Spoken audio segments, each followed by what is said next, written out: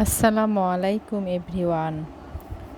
আমি কিছু ডারকা মাছ ভালোভাবে বেছে ধুয়ে নিয়েছি। কিছু আলু কুচি করে কেটে তা ভালোভাবে ধুয়ে রেখেছিলাম। এবার ওই আলুগুলো এতে অ্যাড করে দিব।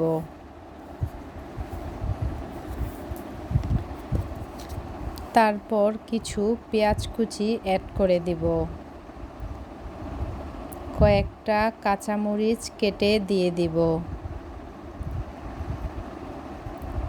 এবার 2 চামচ রসুন বাটা দিব।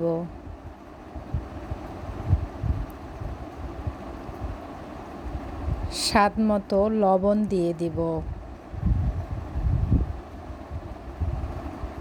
2 চামচ হলুদের গুঁড়ো দিব। 2 চামচ কাঁচা জিরে গুঁড়ো দেব। তারপর 1 কাপের মতো সয়াবিন তেল অ্যাড করে দিলাম। এবার সব উপকরণ ভালোভাবে হাত দিয়ে নেড়ে নেড়ে মেখে নিব।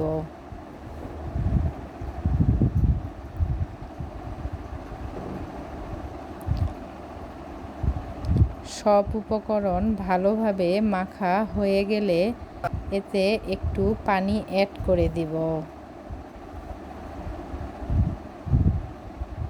তারপর চুলা অন করে ঢাকনা দিয়ে দিব। 10 মিনিট পর ঢাকনা তুলে দেখতেই পাচ্ছেন সব পানি শুকিয়ে গেছে। এবার আস্তে আস্তে সব উপকরণ নেড়ে দিব। চুলার আঁচ লো আঁচে রেখে এভাবে কিছুক্ষণ পর পর সব উপকরণগুলো ভালোভাবে নেড়ে দিব।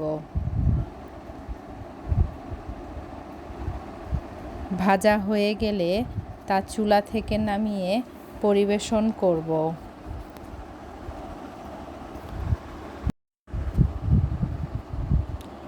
দেখতেই পাচ্ছেন আমার মাছগুলো সুন্দরভাবে ভাজা হয়ে গিয়েছে। আপনারা চাইলে এভাবে বাসায় তৈরি করতে পারেন। আল্লাহ হাফেজ।